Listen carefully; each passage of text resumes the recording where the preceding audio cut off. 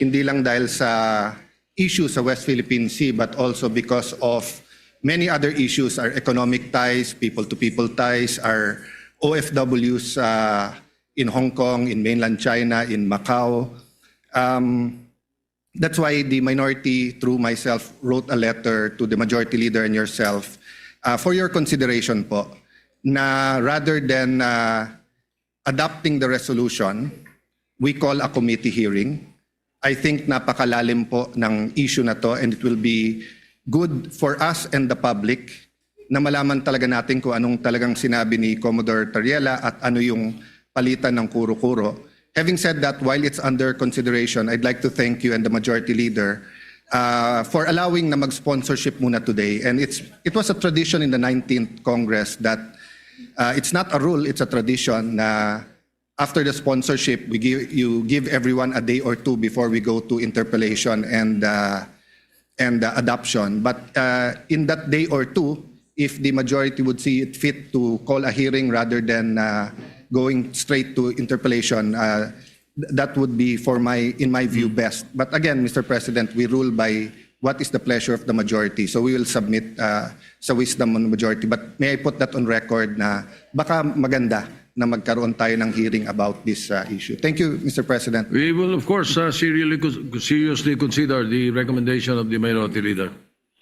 Thank you very much, Mr. President. Mr. Well, President, just for the record, we have indeed made it a practice that when a bill is sponsored, we give it time for interpellations, a day or two thereafter. In the case of resolutions, usually we pass it the same day or after sponsorship. But in case of controversial resolutions or bills, we do give it some time. Yes. So I think the request is reasonable, quite in order.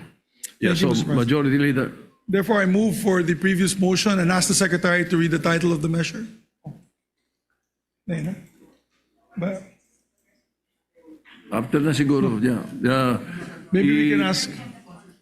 Yes, but we need to ask the it's Secretary already on to the read the floor. title of the It's measure. already considered. We asked the Secretary to read the title of the measure and ask the sponsor to Yes, so we can recognize the deliver sponsor, sponsorship Senator speech. Pangilinan, after he reads the title of the measure. Yes, the Which I did not Secretary read is the title of the recognized. measure earlier, Mr. President. My apologies. Resolution expressing the sense of the Senate in condemning recent public statements issued by the Embassy of the People's Republic of China concerning Philippine officials and institutions, and affirming the right of the Republic of the Philippines to assert its sovereign rights in accordance with international law.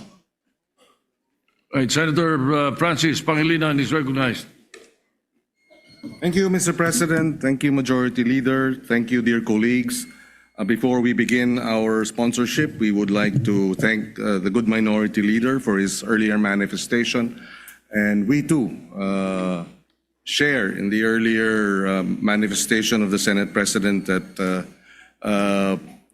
given the controversies behind this resolution, we have no objection as to allowing our colleagues time to interpellate or perhaps even bring the matter to a Senate hearing after we have sponsored it and before adopting it, Mr. President.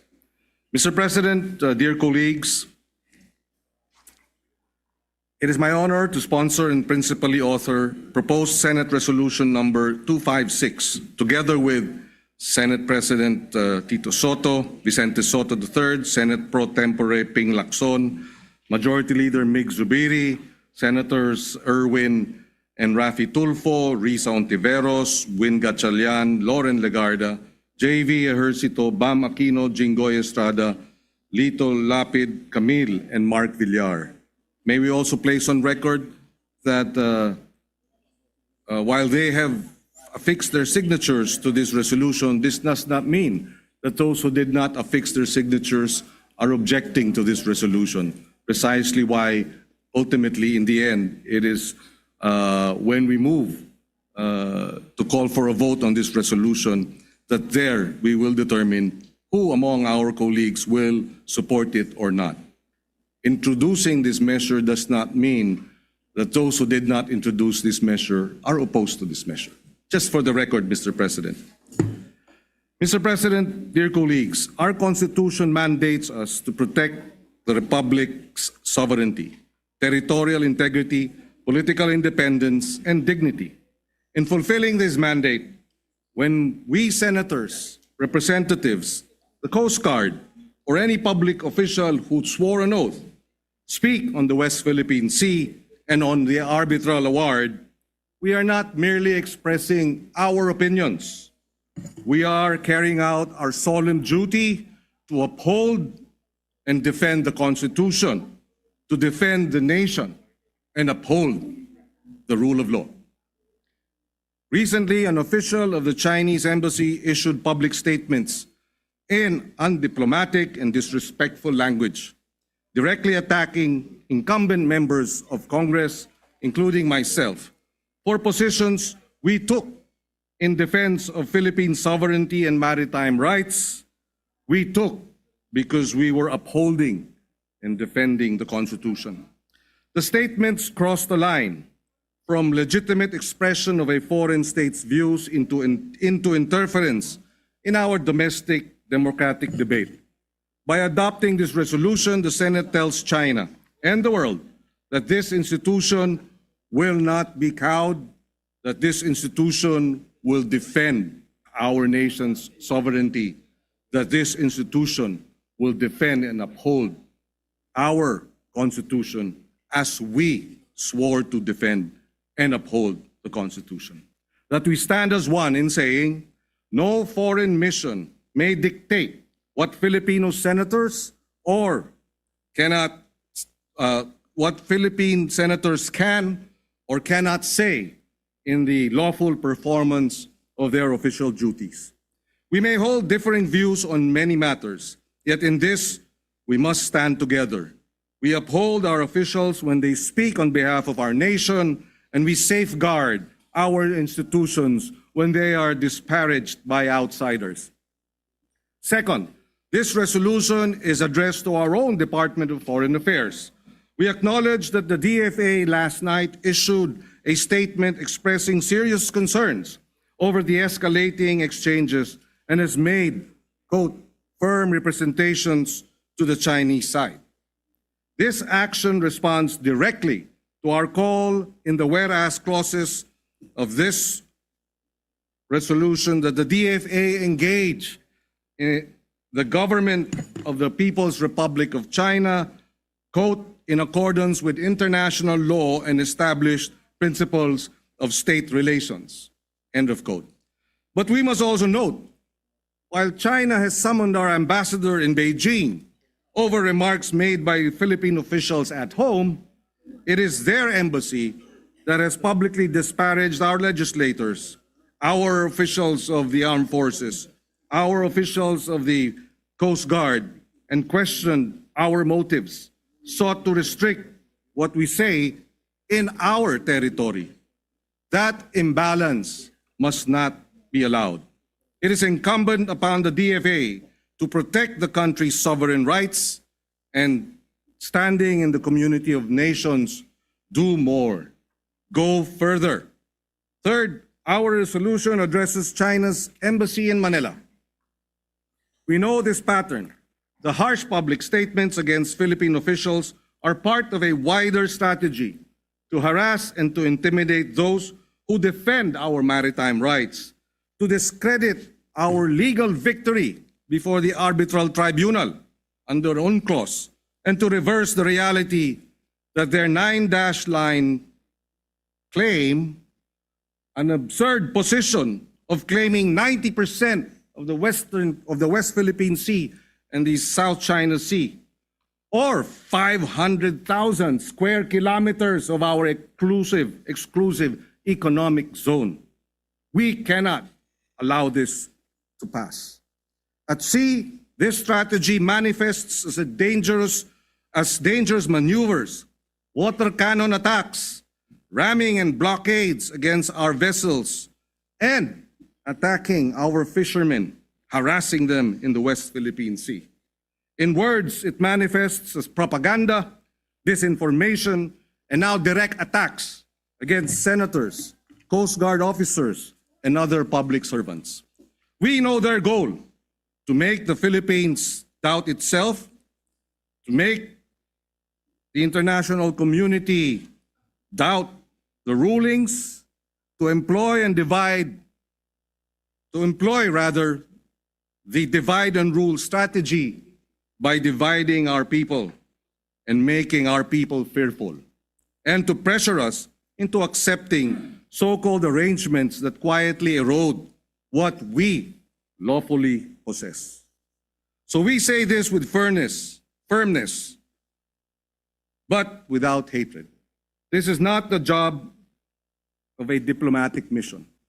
The role of a diplomatic mission is, above all, to practice diplomacy, to assist nations in overcoming disputes, to clarify and to bridge differences. It is not to provoke, not to disparage, and certainly not to insult and threaten those who speak for their country. Despite everything, it is with optimism that we expect that the Embassy of China to return to that proper role. The arbitral award will not disappear. The 9-dash line has been rejected. That reality cannot be reversed by trolling, by insults, or by pressure. Accept that the international law, particularly the UNCLOS, of which China is a signatory to, applies to all member states, that all parties need to work toward mechanisms that respect every claimant's country's sovereign rights and legitimate interests. We also thank the international community for their steadfast support of the rule of law, affirming the arbitral award and the Philippines' sovereign rights, as well as rights over our exclusive economic zone, for consistently calling out China on its escalating aggressive behavior in the West Philippine Sea. Pero higit sa lahat, ang resolusyon na ito ay para sa buong sambayanan. Sa ating mga mangingisda na naapektuhan, tuwing nagsasalita kami sa bulwagang ito tungkol sa ating karapatan sa ilalim ng pandaigdigang batas, kayo ang aming ipinagtatanggol. Pinagtatanggol ang karapatan ninyong mangisda ng malaya sa ating karagatan ng walang takot. Sa ating Coast Guard at Armed Forces, kasama ninyo ang Senado sa nananinindigan. Saludo kami sa inyong tapang at hindi namin kayo pababayaan. At sa lahat ng ating mga kababayan, lalo na sa mga kabataan, mahalaga ang ating relasyon sa China, pero sa ating kapayapaan, sa presyo ng pagkain, sa trabaho, kaya naman batas at diplomasya ang dapat pinipilit ipairal. Pero alam nating hindi pag-aatubili ang sagot sa mga bully. Hindi nabibili ng pananahimik ang kapayapaan at hindi nagtataguyod ang batas ng pag-aamo-amo. Respeto, paggalang, yan ang pinakamahusay na sandigan ng isang matatag at maayos na relasyon ng dalawang mga bansa. Ito ang gustong tiyakin ng resolusyon na ito. But beyond this resolution, we propose a way forward. As this year's chair of ASEAN, the Philippines has the opportunity to help conclude a rule-based, fair, workable, and lateralized mechanism on the conduct of parties in the South China Sea. We believe that such code of conduct be firmly anchored in international law, including UNCLOS and the principles reflected in the arbitral award. We ask our neighbors, partners, and allies, support the Philippines initiative, support ASEAN's effort to support a region where disputes are managed by law and dialogue, not by insults, bullying, force, or threats. Ngayon, sa panahong tumitindi ang pandaigdigang tensyon, sinisiguro ko magkakasangga tayo. Senado, DFA, Armed Forces of the Philippines, DND, Coast Guard, BIFAR, buong sambayanang Pilipinas, magkasangga tayo laban sa pangiinsulto, laban sa pagbabangga, sa pagwawater cannon at pakikipaghabulan sa ating mga mangingisda at sundalo. Iisa tayo bilang isang republika na nananindigan para sa ating mga karapatan at dignidad. Mr. President, colleagues, for all these reasons, I respectfully urge the adoption of Senate Resolution number 256. Maraming salamat. Majority Leader. Mr. President, we have several of our colleagues who want to co-sponsor the measure, namely Senator Jinggoy Estrada, Senator Erwin Tulfo, and Senator J.V. Ejercito. May we recognize Senator Jinggoy Ejercito for his sponsorship. Senator Jingo Estrada is recognized. Thank you, Mr. President. Mr. President, dear colleagues, I rise to co-sponsor a resolution expressing the sense of the Senate to condemn the unacceptable remarks of the Chinese Embassy in Manila against our Philippine officials with regard to the West Philippine Sea. I pose this question. What is the business of Chinese embassy officials criticizing our public officials and even calling them names, branding senators as helpers of Philippine Coast Guard Commodore J. Tariela in defending our rights in the West Philippine Sea because, as they claim, Commodore Tariela can't win over the argument. Hindi man ako sang-ayon sa naging gawin ni Commodore Tariela, ngunit hindi ito sapat na dahilan upang pakialaman ng Chinese Embassy ang internal affairs at soberenya ng ating bansa. This is not only an assault against individual senators, but an affront to the Philippine Senate as an institution.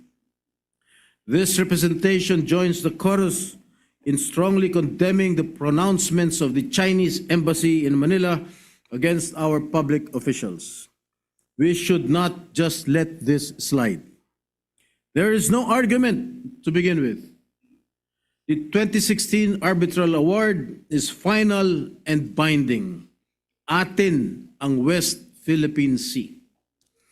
This is all part of their tactics. They are looking to scare, coerce, and intimidate their neighbors to pursue their wild imaginary claims over our territories.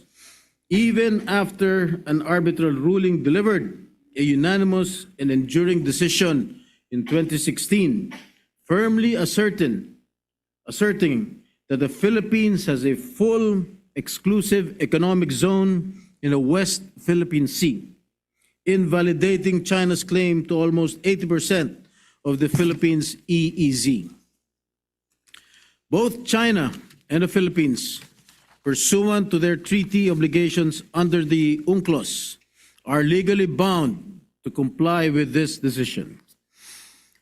As your former chairperson of the Senate Committee on National Defense and Security, Peace, Unification, and Reconciliation, my position on the West Philippine Sea has always been consistent with the position of the Philippine government under President Ferdinand Marcos Jr.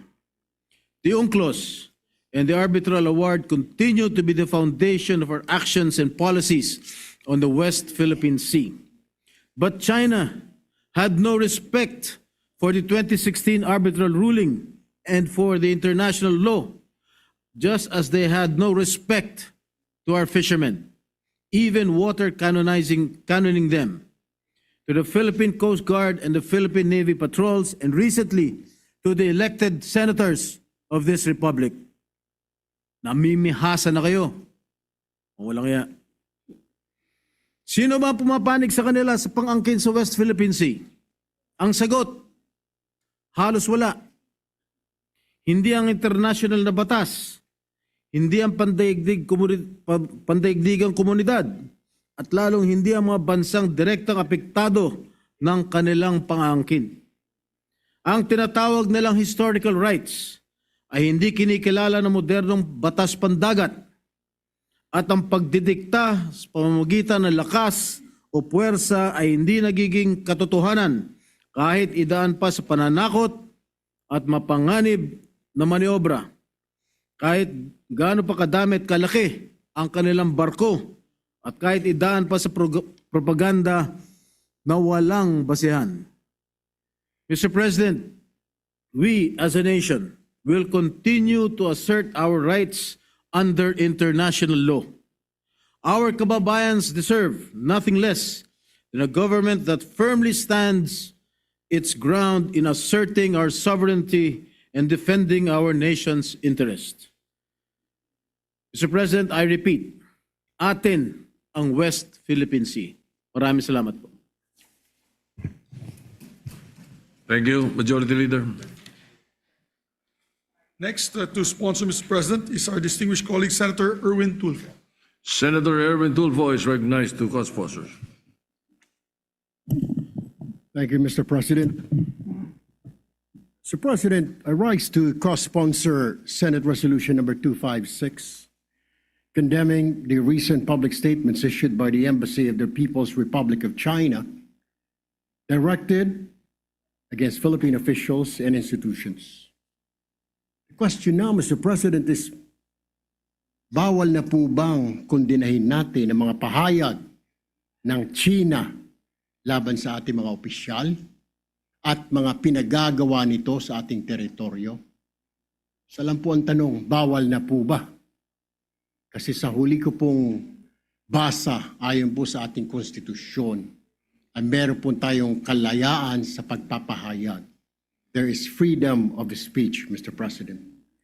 And I also want to remind not only the Embassy of China, but other diplomatic missions as well in our country, that in the Vienna Convention of Diplomatic Relations of 1961, it clearly states one of the functions of a diplomatic mission includes promoting friendly relations between the sending state and the receiving state, tayo po yun, and the developing their economic, cultural, and scientific relations. A diplomatic agent shall enjoy immunity from criminal of the receiving state, immunity from criminal cases of the receiving state. He shall enjoy immunity from its civil and administrative jurisdiction with exceptions.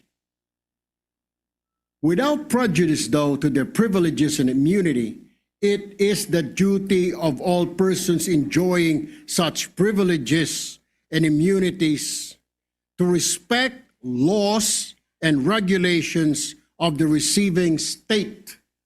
They also have a duty not to interfere in the internal affairs of the state. Paalala ko po, and I would like to remind all our diplomatic missions to please review the Vienna Convention on Diplomatic Relations of 1961. Mr. President, malinaw din po sa Section 7, Article 2 of the 1987 Constitution that in our relations with other states, the paramount consideration shall always be national sovereignty, territorial integrity, national interest, and the right to self-determination. For years, the Philippines has acted with restraint and good faith. We have pursued peaceful negotiations. We have exhausted legal remedies and diplomatic processes. We have chosen dialogue over confrontation, law over force, and cooperation over conflict. But despite these efforts, China continues to engage in acts that intimidate and harass our fisher folks, endanger our Coast Guard, and question the authority of our institutions. Let me be clear, Mr. President, our commitment to peace does not mean acquiescence. Our preference for diplomacy does not mean silence in the face of bullying. We will not tolerate statements or actions that demean our officials, undermine our sovereignty, or erode our national dignity. There comes a time when a nation must speak with clarity and firmness. And that time is now, Mr. President. It is time to stand for our country, to defend our people, and to assert peacefully but firmly that the Philippines will not be treated as less than an equal. For this reason, I fully and unequivocally support this resolution. Maraming salamat po, Ginoong Pangulo. Next to co-sponsor the measure, Mr. President, Yes. is Senator J.V. Ejercito. Be recognized. Senator J.B. Ejercito is recognized. Mr. President, my dear colleagues, good afternoon. Tinuturing ko pong pagtaguyod ng aking sinumpang tungkulin sa ating konstitusyon at sa minamahal nating bayan bilang halal na senador ng Republika ng Pilipinas ang pagtindig at pagsuporta sa proposed Senate Resolution number 256. Mr. President, let me reiterate my position yesterday. Hindi po tayo magpipikit mata at magbibingi-bingihan at lalong hindi po mali ang tumindig para sa interes ng Pilipinas at soberenya ng ating bansa. For the record, dear colleagues, we also want to find a way to restore our relationship and extend once more the hand of friendship to the People's Republic of China. We recognize that this relationship runs deep, not just between our two governments, but between our two peoples. However, any effort to repair and restore this relationship must be rooted in mutual respect as equals, as sovereign members of the community of nations. Mr. President, siguro po hindi nakakatuwa na marinig sa Chinese Embassy officials, sa bagong katatalaga pala na ambassador, ang mga salitang hindi magaganda sa ating mga mismong opisyal na tayo po ang host country. Kung ganito po ay dapat siguro ay hindi pa naman natin idideklara person ng grata, pero kung ganito ay sana'y palitan po siya dahil hindi nakakatulong sa tensyonado ng sitwasyon ng ating bansa. Ang ambassador sana po ay dinadaan sa diplomasya para maayos, maging maganda ang relasyon ng China at Pilipinas. Pero kung ganito po ang pag-uugali at karakter ng bagong ambassador ay hindi po makakatulong sa relasyon ng China at Pilipinas. Mr. President, the arbitral award that was hard-won under the legal framework of the United Nations Convention on the Law of the Sea, or UNCLOS, is a fact that international law that no amount of coercion or distortion can erase. And our friends of the People's Republic must come to understand that asserting our rights as a sovereign nation is not provocation, nor is it a duty that will shirk from even in the face of forceful intimidation. Tinataguyod po natin ito para sa mga mangingisdang Pilipino na halos araw-araw hinaharap ang pananakot ng pambobomba ng tubig ng mga dambuhalang barko ng mga dayuhan para lamang makapangisda sa sarili nating karagatan. Para din po ito sa ating po mga Coast Guard na binubuli ng mga mas malalaking barko mula sa China. Kasama po ninyo ang representasyong ito at ang inyong Senado sa matatag na pagtindig para sa bandila, para sa bayan. Dahil ang sa Pilipinas ay sa Pilipinas at hindi natin kailanman isusuko ang ating kasarilan. Maraming salamat po, Ginoong Pangulo. Mr. President, Majority Leader. we have two other colleagues. Senator Raffy Tulfo would like to insert for the record his sponsorship of the measure, as well as Senator Lauren Legarda. Both will insert to the record. Senator Raffy Tulfo and Senator Lauren Legarda. Lauren Legarda. Yes, Mr. President. All right, so inserted into the records. And we'd like to recognize our distinguished Deputy Majority Floor Leader, Senator Risa Ontiveros, to also give a manifestation. Senator Risa Ontiveros is recognized.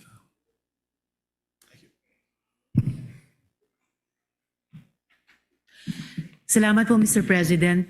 By way of a very brief co-sponsorship and more of a manifestation, gusto ko lang pong i-bring sa atensyon ng lahat ng mga kasama dito sa Senado na nung oras na 3:22 p.m. ngayong hapon, 22 minutes lamang mula nung binuksan natin ang ating sesyon at posibleng bago pa ispinonsor ng Ginoo mula sa Pampanga, Senator Kiko, ang ating Sense of the Senate na resolution, may post na naman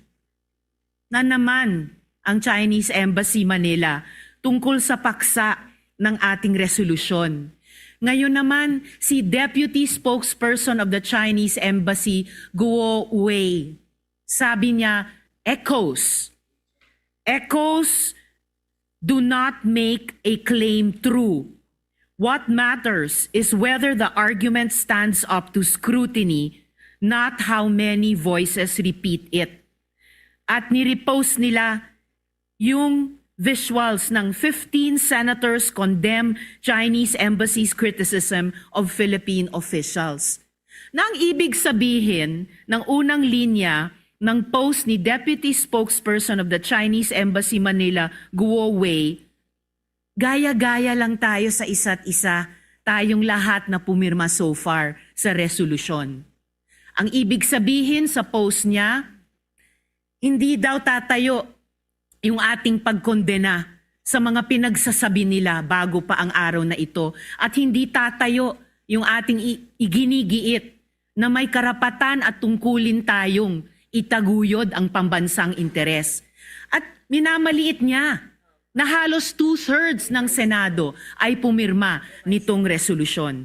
Ibig sabihin po, hanggang 36 minutes ago, half an hour before, salita pa rin ang salita ang Chinese Embassy Manila tungkol sa issue na ginawa natin ng resolusyon sa pamumuno ni Senator Kiko. Ganyan pa rin ang tono nila, bastos, walang paggalang. At gusto pa rin nila sila ang masusunod. Hindi lang sa dagat ng Pilipinas, hindi lang sa social media ng Pilipinas, pati sa Senado ng Pilipinas. Kaya saganang akin lamang po, Mr. President at mga kasama, yang ganyang consistent na pambabastos, walang pagrespeto, napaka-undiplomatic na stance, saganang akin lamang po, ay lalong nagbibigay ng urgency na maaprubahan ang ating resolusyon. Salamat po, Mr. President.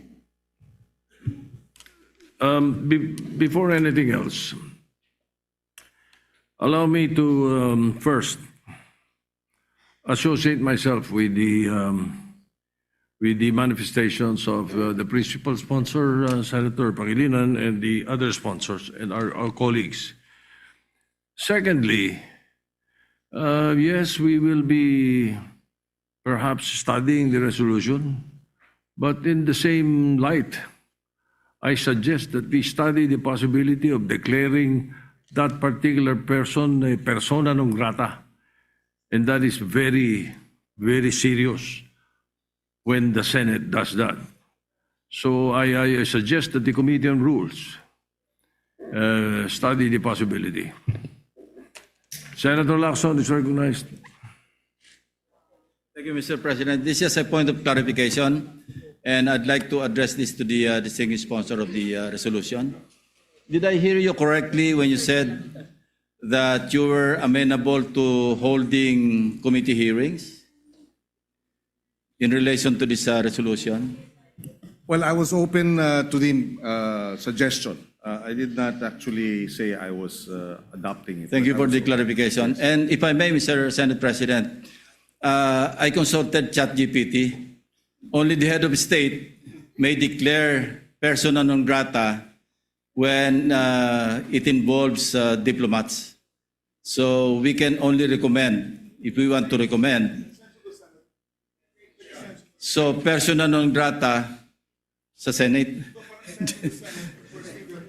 Yeah, but we cannot declare any diplomat persona non grata, just to clarify, subject to validation by our lawyers in this hall, Mr. President. Thank you. Well, as I said, it is a suggestion, and let us study the possibility.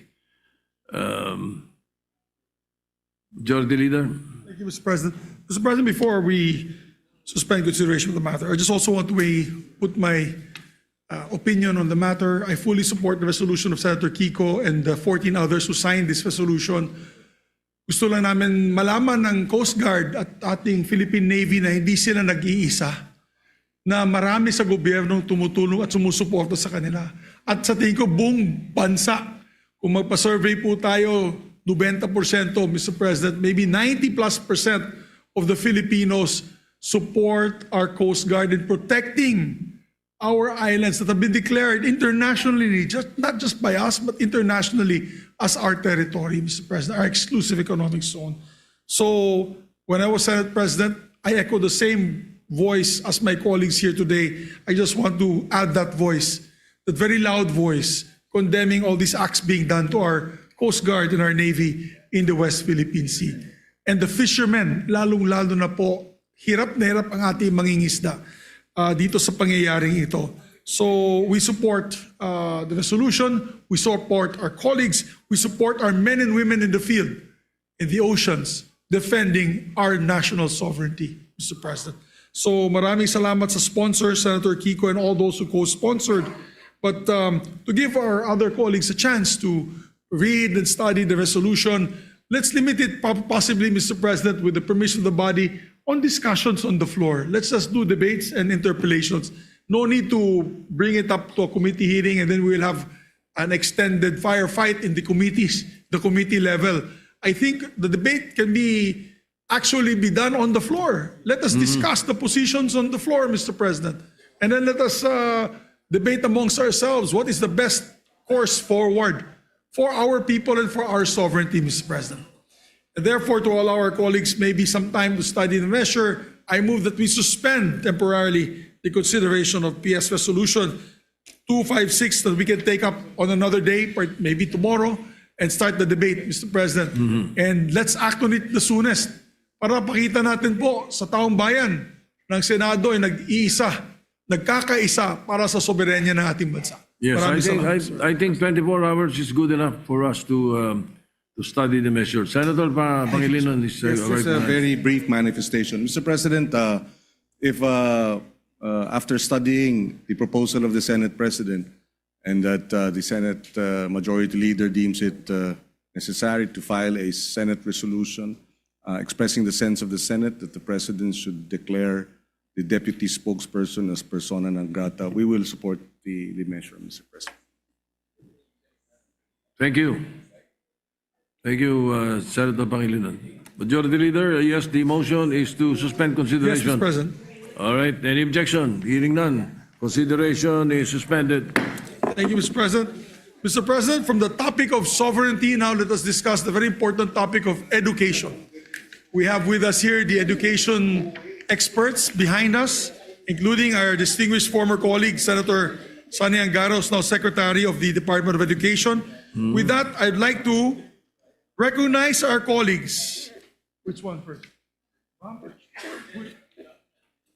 We'd like to recognize the chairperson of you're the chair now. The chairperson of EDCOM in the Senate, no other than Senator Bam Aquino, to avail of the privilege hour, particularly in the issue on education and the EDCOM, Mr. President. Senator Bam Aquino is recognized.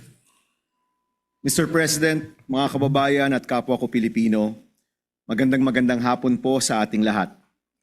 I rise today to submit the Second Congressional Commission on Education's final report entitled Turning Point, A Decade of Necessary Reform. Alongside this report is the 10-year National Education and Workforce Development Plan, or NATPLAN, 2026 to 2035. Alongside numerous colleagues, we have also filed Senate Concurrent Resolution number 8, adopting the National Education and Workforce Development Plan and the recommendations of the Second Congressional Commission on Education as the 10-year policy framework of the national government for education. And at the right time, we hope that the members of this chamber will support this concurrent resolution. Mula pa po sa unang termino natin, binigyan na po natin ng halaga ang advokasya sa edukasyon.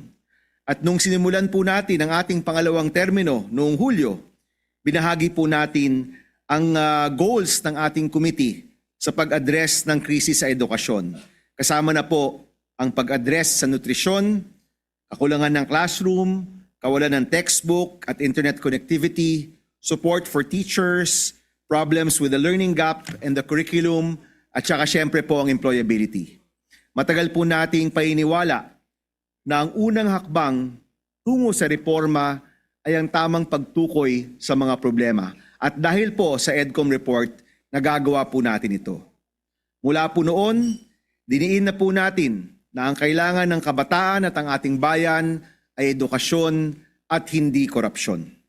Kaya nais po natin pasalamatan ang ating co-chairpersons, Senator Lauren Legarda, Congressman Roman Romulo, and Congressman Jude Asidre. Kasama rin po ang ating EDCOM 2 commissioners, Senator Alan Cayetano, Senator Win Gatchalian, Senator Joel Villanueva, and our congressional counterparts, Congressman Steve Solon, Congressman Zia Alonte, and Congresswoman Ana Veloso Tuazon. Papasalamatan ko rin po ang ating dating commissioners, Senator Pia Cayetano, Senator Chis Escudero, Senator Coco Pimentel, Congressman Mark Go, Congressman Khalid Dimaporo, and Congressman Pablo John Garcia. Siyempre po, nais rin po natin magpasalamat sa EDCOM team led by Executive Director Dr. Carol Mark Yee alongside the EDCOM Advisory Council and the Standing Committee members.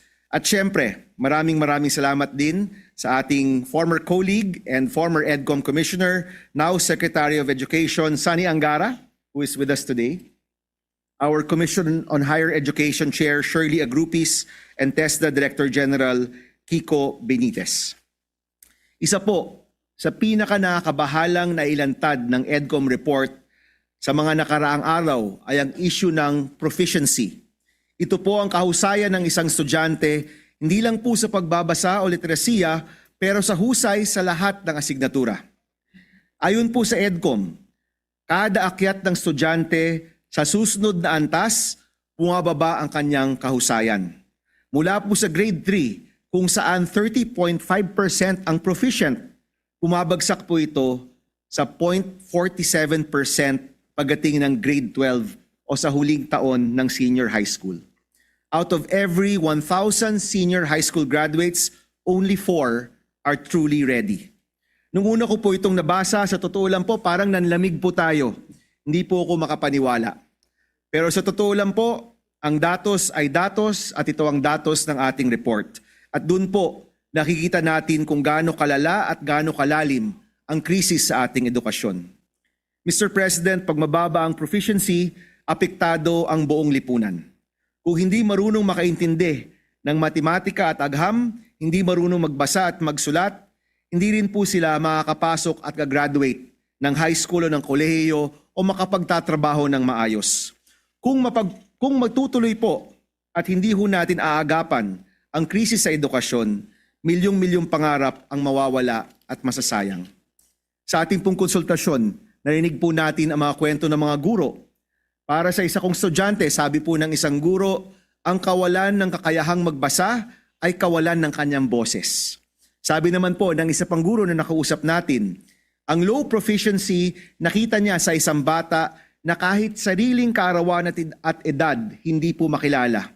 Ang alam lang ang tunog ng mga letrang bubuo ng kanyang pangalan, yun lang po ang tanging niyang naiintindihan. Ayon po sa EDCOM at sa ating konsultasyon, ang low proficiency rates ay tumutukoy sa malalim na issue sa sistema ng ating edukasyon. These low proficiency rates are indicative of the overall magnitude of our crisis in education.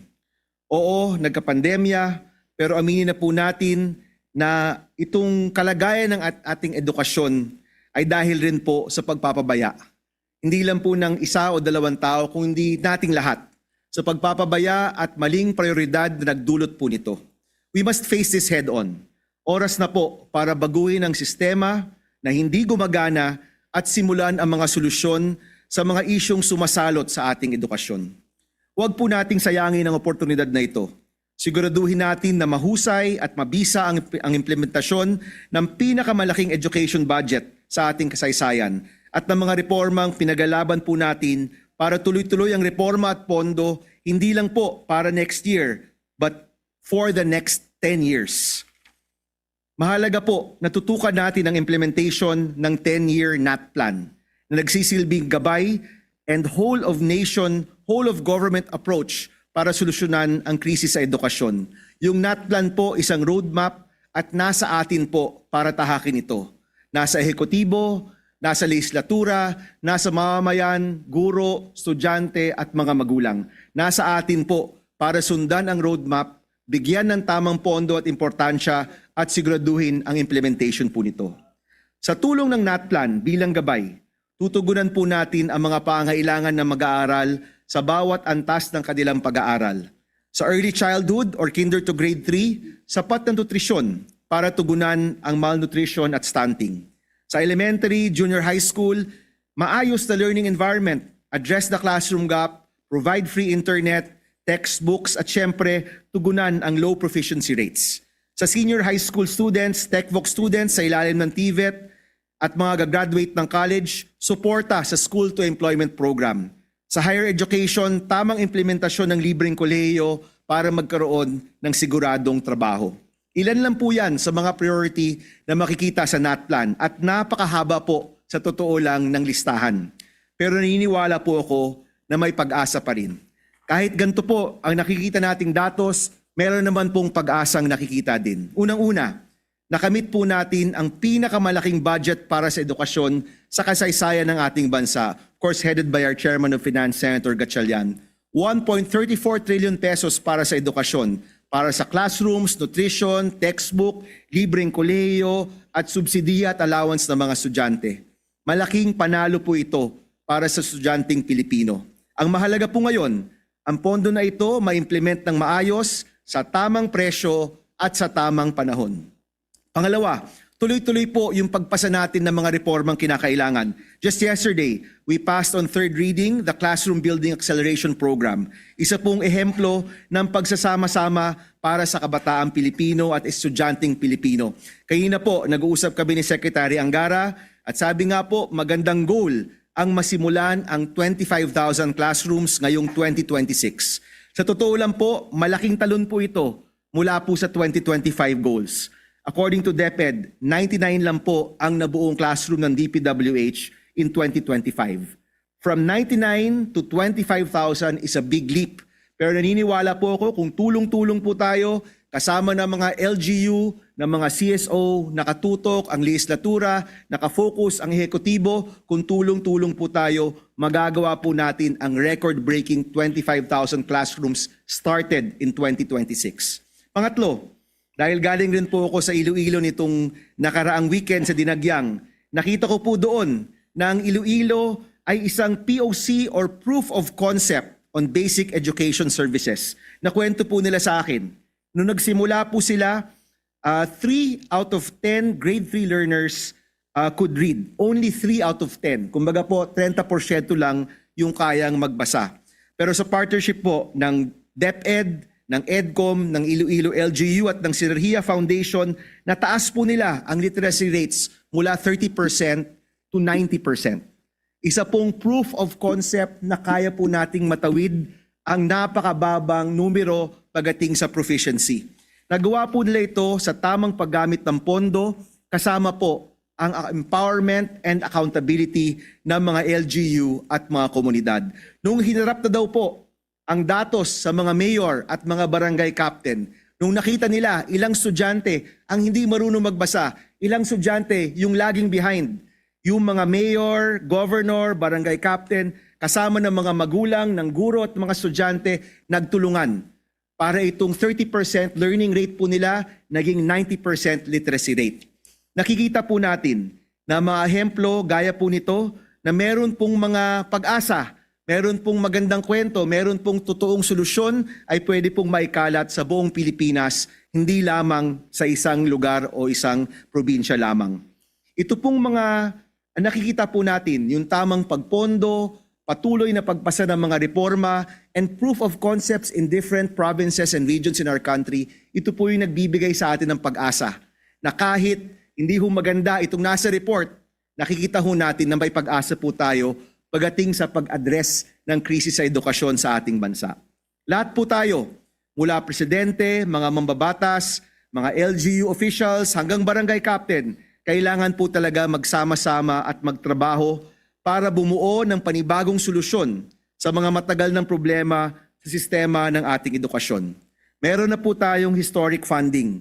Ngayon naman po ang kailangan natin, historic solutions to our historic problems. At inaasahan ko po, sa bagong yugto, dito po sa 10-year plan na hinahain po namin dito po sa Kamara, huhugutin po natin ang tapang para magawa ang kailangan para sa kabataang Pilipino. Maraming salamat, Mr. President, and we thank our colleagues for their continued support for all of the reforms when it comes to education in the Philippines. Maraming salamat po. Thank you, Senator Mamakino, for that EDCOM report. Majority lead, yes, Senator Erwin Tulfo is recognized.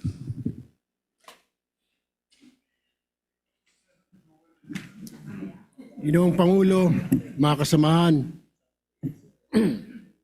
bilang katuwang sa paghubog po ng kinabukasan ng ating bansa, ako po ay kaisa sa misyon ng EDCOM 2. Ito ay hindi lamang isang komisyon. Nagsilbi rin silang ilaw sa madilim na krisis ng ating sistema ng edukasyon. Sa loob lamang po ng 3 taon, napatunayan ng EDCOM 2 na ang pagbabago ay hindi lamang isang pangarap, kundi isang planong may konkretong hakbang. Kaugnay nito, nagtitiwala kami sa maigting nagpagbabantay para maisakatuparan ang 10-year National Roadmap na nakapaloob sa Turning Point EDCOM 2 report. Ito ang magsisilbing gabay sa pagpapabuti ng antas ng edukasyon sa bansa. Tayo ay patuloy na umaasa sa mahusay na pamumuno ni Dr. Carol Marquis ng ating DepEd Secretary Sani Angara at sa suporta ng ating mga chairperson, Senator Bamakino, Senadora Loren Legarda at sa mga commissioners, Senator Win Gatchalian, Senator Joel Villanueva, gayon din sa patuloy na pagkakaisa ng lahat ng institusyon, mga guro, mga magulang, upang makapaghatid po ng kalidad na edukasyon sa ating mga mag-aaral. Maraming salamat po, Ginoong Pangulo. Senator Joy Villanueva is recognized. Thank you, Mr. President. Mr. President, dear colleagues, nais po muna nating magbigay pugay sa ating dating kasamahan at kasama dito sa EDCOM 2, Mr. President, na ngayon ay kalihim ng kagawaran ng edukasyon, Secretary Sani Angara, sa ating ED, Executive Director Carl Mark. Mr. President, ang unang Congressional Commission po on Education was convened 34 years ago in 1991, and this is in response to the deteriorating quality of Philippine education and chronic underinvestment in the sector. That first EDCOM led to the landmark reform of trifocalization, separating the governance of education among the Department of Education, the Commission on Higher Education, and Technical Education and Skills Development Authority. So, President, after several decades, the nation once again called for a second Congressional Commission on Education. This call was shaped by a clear and undeniable reality: persistent learning gaps and the country's weak performance doon po sa mga international assessments such as PISA, which exposed a deep learning crisis in our education system. Nagkaroon pa ho ng COVID-19 pandemic, which further exacerbated these long-standing weaknesses, deepening learning losses and revealing the limits of our education systems in times of crisis.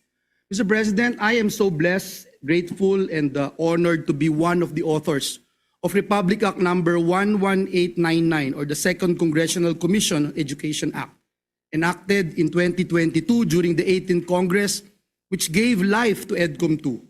Since its inception, I have served as one of the commissioners.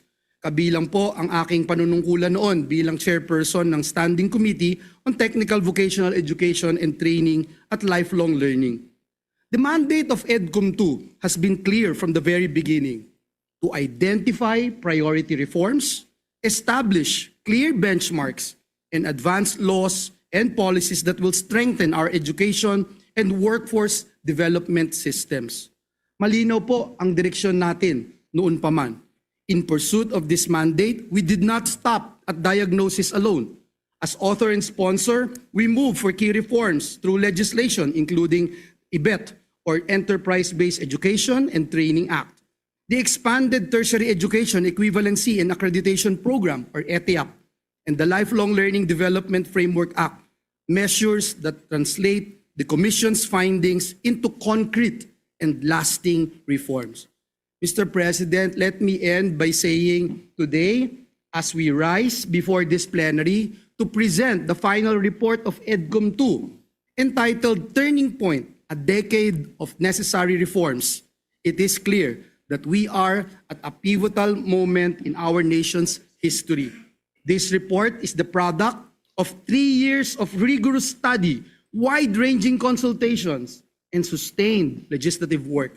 More importantly, Mr. President, it is a call to action, from analysis to implementation, and from fragmented initiatives to a coherent and long-term national direction. Panahon na po talaga ng pagkilos. The path ahead will not be easy. Education reform demands patience, sustained support, and commitment that goes beyond political terms and administrations. Kaya nga po ngayong taon na ito, salamat sa ating mga kasamahan dito sa Senado sa pangunguna ng ating Chairperson of Finance, Senator Win Gatchalian, ang Chairperson ng ating Education, Senator Bam Aquino, at mga kasamahan natin dito sa Senado na nagtulong-tulong para mithi natin ang pinakamataas na budget for education sa kasaysayan ng ating bansa. 4.5% of our GDP. For the first time, we were able to hit that mark, Mr. President. And let me say, Mr. President, that the goal that we continue to pursue, an educated, capable, and globally competitive Filipino people, is worth every challenge and every sacrifice that this reform requires. Muli, Ginoong Pangulo, itaas po natin ang antas ng edukasyon sa ating minamahal na bayang Pilipinas. Maraming salamat po and may God bless us all. Thank you. Majority Leader. Thank you very much, Mr. President. Mr. President, we'd like to also recognize our distinguished colleague, Senator Sherwin Gatchalian. Senator Sherwin Gatchalian is recognized. Maraming salamat, Mr. President. Before I begin, allow me to greet the Secretary of the Department of Education, Secretary Sani Angara, who was one of the original members or original commissioners of EDCOM. In fact, he filed the first resolution to create the Second Congressional Commission on Education. And let me also greet our Executive Director, Edie Caroli. Mr. President, distinguished colleagues, it is an honor for me to stand alongside you today and beside our friends and fellow education advocates at the launch of the final report of the Second Congressional Commission on Education. The Second Congressional Commission on Education was established in 2022 with the mandate to conduct a comprehensive assessment of the country's education sector and recommend transformative, concrete, and targeted reforms to help the country become globally competitive in education and in the labor market. In the course of its mandate, the Commission conducted a system-wide review of our nation's entire education system. What it uncovered was a system in crisis. Gaps were everywhere in nutrition, the procurement of textbooks, and the quality of education itself. These compromised the learning of our youth and held them back from achieving their fullest potential. And the implication is clear. If we imperil the future of our young people, we do the same to the future of our nation. The final report of the Second Congressional Commission on Education is entitled Turning Point, a Decade of Necessary Reforms, 2026 to 2035. This is both appropriate and timely. It is a consolidation of the Commission's earlier work and thus more than catalog the education sector's problems. It situates them against a long-term roadmap with specific policy recommendations directed at addressing each problem, from early childhood education and development through the basic education to higher education, technical vocational education and training, and the strengthening of the teaching profession. And it accomplishes this while revealing that the gaps are systemic in nature, many of which are rooted in policy design, fragmented mandates, and long-standing institutional practice. These problems cannot solely be resolved by our educational agencies. They need sustained attention and commitment of Congress. In this regard, I place my full support behind this report and urge all of us to treat it as a shared frame of reference, an evidence-based and empirical guide to sustained reform. The heart of this final report is the National Education and Workforce Development Plan for 2026 to 2035. It is the first decadal roadmap for education in the history of the country. It recommends strategic investments in 5 priority industries: healthcare, digital technology, financial services, advanced manufacturing, and tourism. The plan further recommends expanding and strengthening career guidance in schools, accelerating industry-led curriculum development, as well as the Philippine Skills Framework. It also recommends pursuing strategic ladderization of NCs to produce higher credentialed graduates, as well as investing in the training and industry practitioners and improving the retention of returning migrants. Thirdly, the report calls for establishing model polytechnic universities, focusing on higher-level TVET programs that ladder into college degrees, among many other reforms. This report lays down our timeline, 10 years. It is longer than any term of anyone who sits in this chamber today. Hindi para sa atin ang timeline na ito. Ito ay para sa mag-aaral na nagsisimula pa lang sa kinder. Ito ay para sa mga estudyanteng hindi pa nakakapasok dahil sa sakit ng malnutrisyon. Ito ay para sa mga guro na kailangan magdoble ng shift dahil sa kakulangan sa classrooms.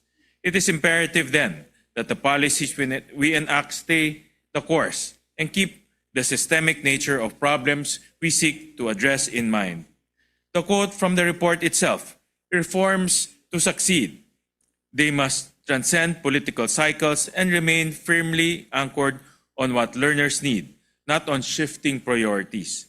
Education cannot restart every 3 to 6 years. Shortcuts and ad hoc solutions will not work. Thinking in silos is a recipe for failure. We have learned these lessons before. That being said, I know that we will all remain true to the long-term mission of restoring our country's education system to its rightful place among the region's best. We have already taken the first step by enacting the highest education budget in history of this country that meets the UNESCO benchmark of 4 to 6% of GDP. The 2026 education budget stands at 1.34 trillion pesos, or 3.4% of the nation's GDP. What remains now is to sustain this level of funding, to follow through by ensuring that it goes to the correct educational priorities. Mr. President, the final report of the Second Congressional Commission on Education has indeed revealed the depth of our education crisis, but it also shows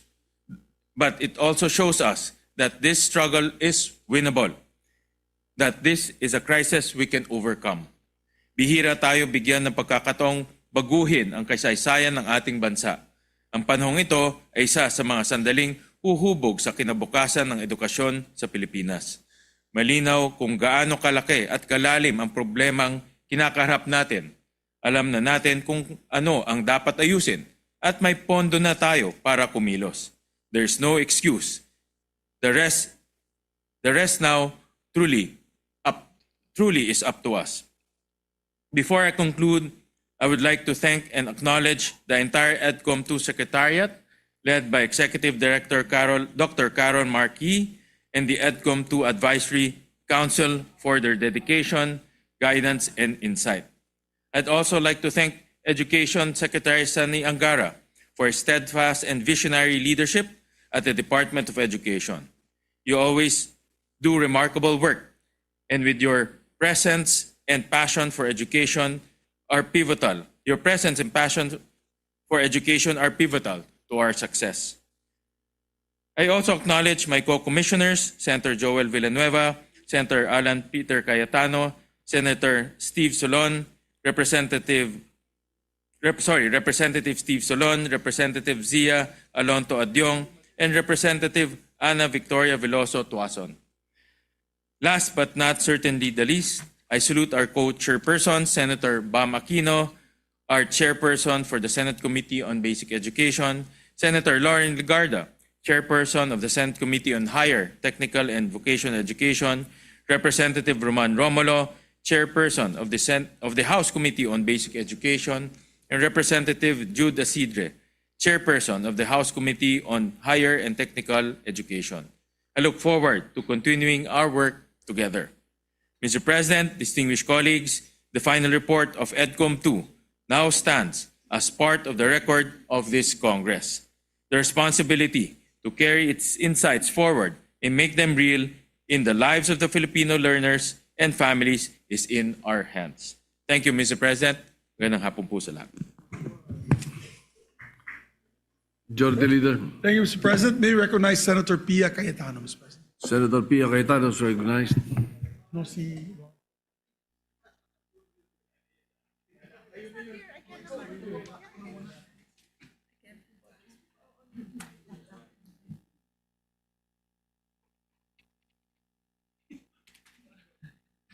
Thank you, Mr. President. Mr. President, I just wanted to express my gratitude to the entire EDCOM family, from the commissioners, our colleagues, to the secretariat, of course, to the executive director, and to everyone who has made EDCOM what it is today. They have given invaluable contributions that have helped, that not just helped craft the bills, the measures that we have enacted, but have basically been the basis of the measures that we have enacted here. And it has really been, it has been able to provide so much guidance. It is a blessing that our Secretary of the Department of Education came from EDCOM, so it was an easy, it was easier for him to implement. We were together with Senator Joel, Senator Sherwin. Sino original natin? Ako. And Senator Cheese. Yeah, we were the originals, no? But when Senator Angara left us, he took with him all these insights that we learned from EDCOM. So aside from the fact that we have so much faith in him, that's already a given, but we knew that we had equipped him with all the research that he would need, and he continues to make use of. So I just really want to express this sense of gratitude for all the work that has been done. And I will take this home. Napakabigat. I don't know if anyone has, this is serious stuff, and I'm pretty sure that what is inside is as heavy and as meaningful as the weight it is, the weight that you can feel. I don't know, this is, what is this? 3 kilos? Anyway, it's a lot of stuff. We look forward to the continuation of the work that was started. We cannot stop because learning is a lifelong process, so EDCOM must continue its work. I would like to have more to say. Unfortunately, I wasn't feeling well and wasn't able to attend. So, di na ako mag-iimbento ng insights ko, but rest assured that I will go through this, and then I will be posting my observations and my summaries, my own summary of what is contained here, because I think this is very valuable. Thank you, Mr. President. I do believe that our children are in good hands, not just with the Secretary, but with all the work that EDCOM has done. Thank you. Senator Lorne Legarda is recognized.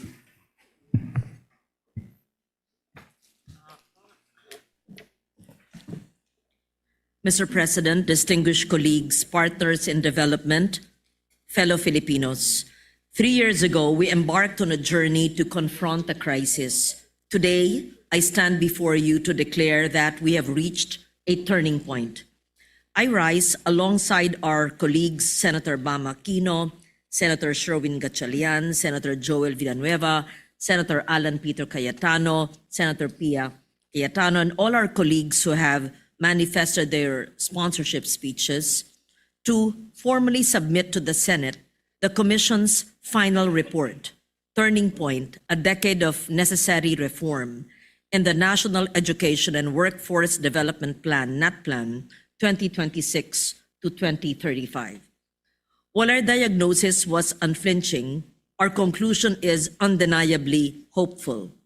The crisis in Philippine education, while deep, is neither inevitable nor irreversible. We are not here today simply to catalog what is broken. We are here to present the proof that we have already begun to fix it. We are here to chart a future where the boundless potential of the Filipino learner is finally unleashed. Mr. President, cynicism is easy, but progress, however hard-won, is undeniable. In just 3 years, through the unprecedented collaboration between the executive and legislative branches, we have achieved what many thought was impossible. We have proven that the system can move. We have backed our vision with historic resources. For fiscal year 2026, we have secured a budget through our chair, Senator Sherwin Gatchalian, 1.37 trillion for the education sector, the highest allocation in our history, reaching more than 4% of our GDP, inching closer to the global benchmark. We are no longer just talking about prioritizing education, we are funding it. We have restored equity to our free education. We discovered that our tertiary education subsidy was drifting away from those who needed it most. We acted. Because of our interventions, the share of the poorest beneficiaries, those from 4Ps and listahanan households, has surged from a low of 23% in year 2022 to 61% in 2024. We are putting the public back in public service.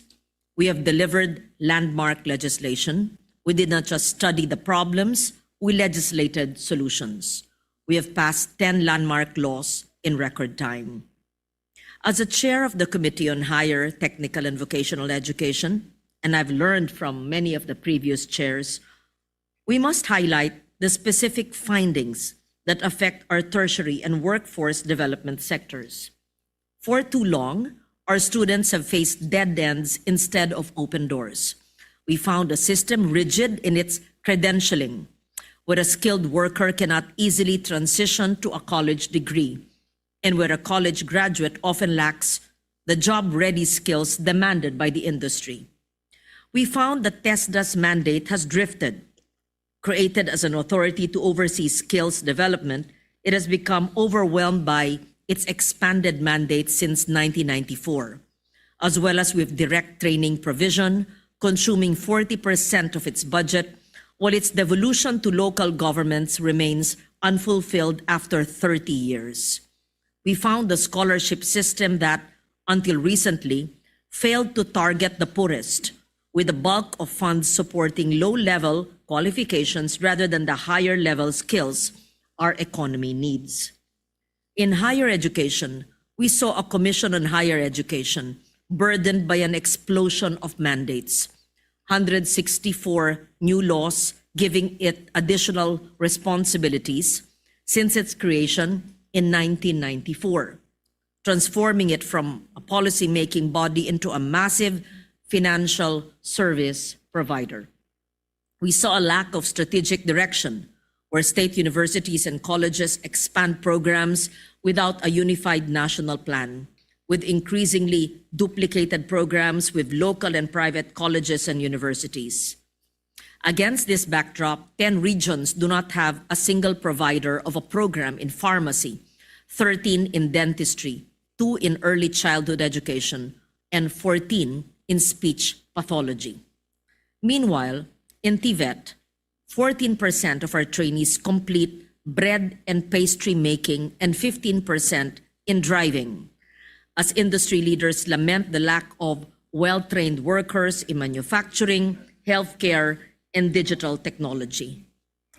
These are symptoms of an education system that far too long has not been responsive to the needs of our people. However, Mr. President, this report is not a eulogy for our education system. It is a testament to resilience and the possibility of reform. I am filled with optimism for the future of our workforce. In the 19th Congress, we passed the enterprise-based education training framework, addressing many of the bottlenecks faced by the Dual Training System Act of 1994. This is a game changer. We are opening the doors for industries to be co-authors of our curriculum, ensuring that training leads directly to jobs. We are creating a system where diploma is a passport to employment, not a document of uncertainty. Most recently, the passage of the Lifelong Learning Development Framework Act has addressed this issue. We are building a country where education does not end at graduation. We are creating a system where a skilled worker can return to school, a college dropout can gain certification, where every Filipino can upskill and reskill throughout their lives. We are also breaking down the silos with the creation of the Education and Workforce Development Group, following the joint concurrent resolution advocated by EDCOM, adopted by both houses, DepEd, CHED, and TESDA, are finally sitting at the same table, planning with a single purpose. We're moving towards a seamless system where a student can climb from a national certificate to a master's degree without hitting dead ends. The document we submit today, the National Education and Workforce Development Plan for 2026 to 2035, is our covenant for the next decade. It is a plan anchored on the belief that the Filipino talent is indisputable. Across the world, Filipinos thrive even in the most demanding environments. Imagine what our youth can achieve if their own country finally gives them the support they deserve. This plan is not just a list of targets, it is a promise that we will fix the foundations, ensuring every child is nourished and reading by grade 3. A promise that we will value our teachers, unburdening them from administrative tasks so they can do what they do best, which is teach. A promise that we will align our training with the future, preparing our youth for high-value industries like healthcare, digital technology, and many more. Mr. President, we continue our work not with despair, but with a profound sense of possibility. The window for reform is open. The momentum is on our side. It is up to each of one of us to respond to this call with urgency, fueled by our faith in the potential of our youth as well as the responsibility of our generation to fix a broken education system so that they can fulfill their potential. As stated in the report, and I quote, "We shall fashion the frailty of our circumstances into a ladder that allows us to climb great heights and usher the Filipino youth upwards," unquote. Let this final report be the map. Let the National Education and Workforce Development Plan be our compass. Let our collective political will be the engine that drives this nation forward. The turning point indeed is here. The future can be bright, and the best days of Philippine education are ahead of us, so long as we respond with urgency, discipline, and unity. I therefore proudly submit, together with my esteemed colleagues, the EDCOM 2 final report. Thank you, Mr. President. Thank you. Majority Leader. Thank you, Mr. President. And also, Senator Mark Villar would like to put his manifestation or insert into the records his manifestation on the EDCOM 2 report. All right, so inserted into the records. Thank you, Mr. President. And I'd just like to put on record my elation I found in page 441 of the report, of the committee report of EDCOM, that they had highlighted the municipality of ours in Bukidnon, Manolo Fortich, under Joman Alba and Mayor Quino, very progressive leaders. They're highlighting the example on how LGU-led investments in nutrition governance can produce significant improvements in child health, Mr. President. So we're doing a bit of feeding program with the children there. Yes. And it's been very successful. Together with Del Monte Foundation, I believe, has been supporting them as well as the LGUs. So it shows that every little bit helps. Everyone can help, Mr. President.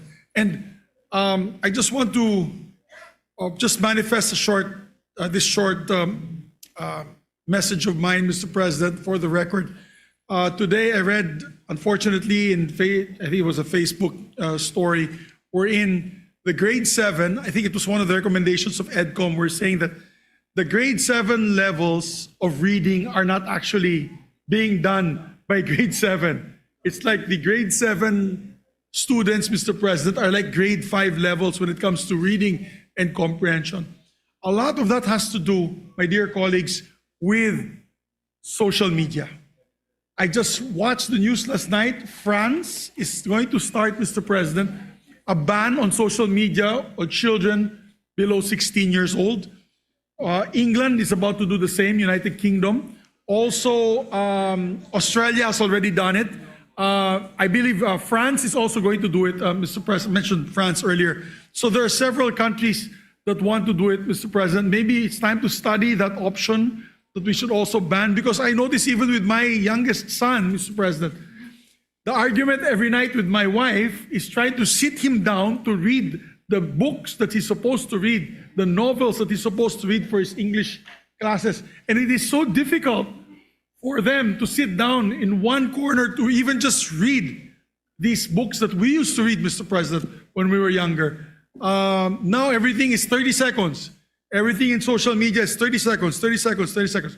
So we're going to have a generation, Mr. President, the next generation, Generation Alpha, who will not be able to concentrate and be able to solve problems because they just want quick fixes, all quick fixes, Mr. President. Something that we should study further in this chamber. Maybe we could lead on that, Mr. President. I believe these first world countries are doing something right with this ban on social media on children, Mr. President.